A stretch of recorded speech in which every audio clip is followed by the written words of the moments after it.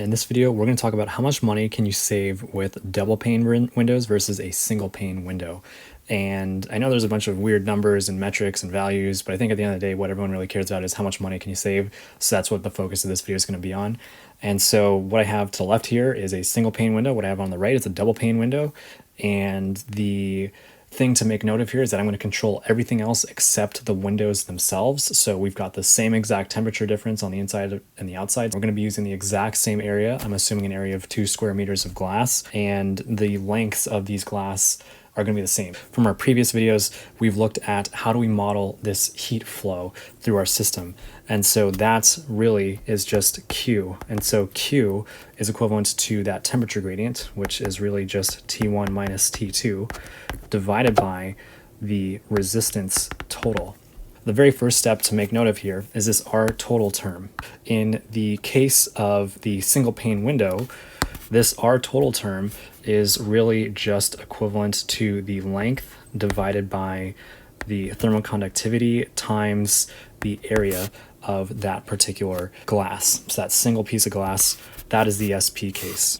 When we look at this for the double pane window case, we've essentially taken 3 of those, and specifically what we're doing is we're sandwiching air. And so air has a significantly lower thermal conductivity than glass.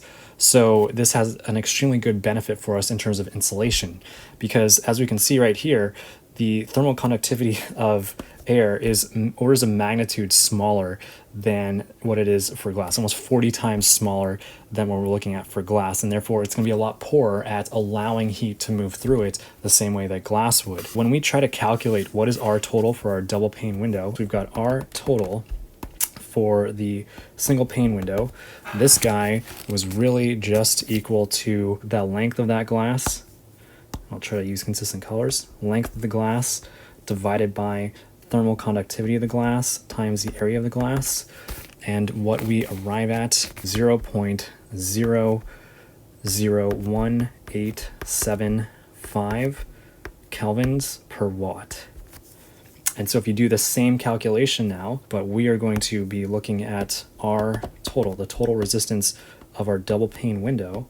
What this guy is we're going to sum all of these things together. So we're going to have length over thermal conductivity of the glass times the area plus, and then we're going to have length of that air divided by thermal conductivity of the air times the area of that air.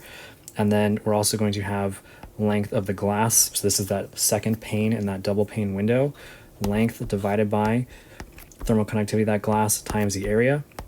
And what we arrive at for that one is the following: 0.06625 kelvins per watt. We've got 33 times more insulation with our double pane window than with our single pane window. When we calculate our energy loss, here I'm going to have energy lost for the single pane window is equal to Q is equal to T1 minus T2 over our total.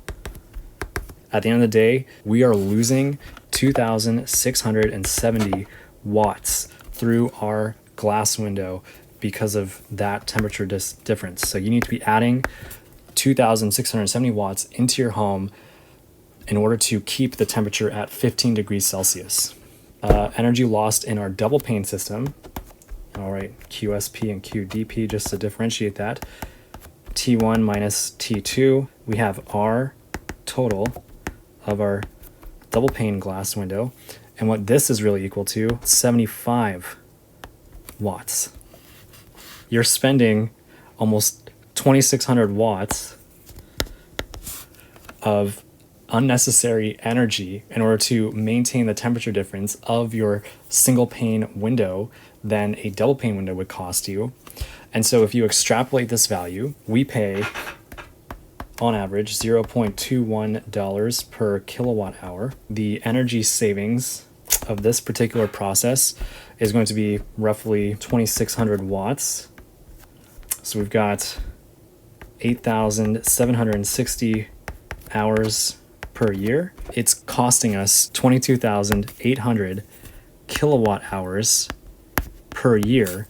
And so if you multiply this by this value, what we end up finding here $4,780 per year saved because of our double pane window in this particular situation. So even though the cost of the window might be a little bit more, or the contractor might charge you a little bit more, you can see how easily within 1 year, or maybe 2, you will have paid that back and then some, and you'll keep on saving money in the long run by switching to double pane windows.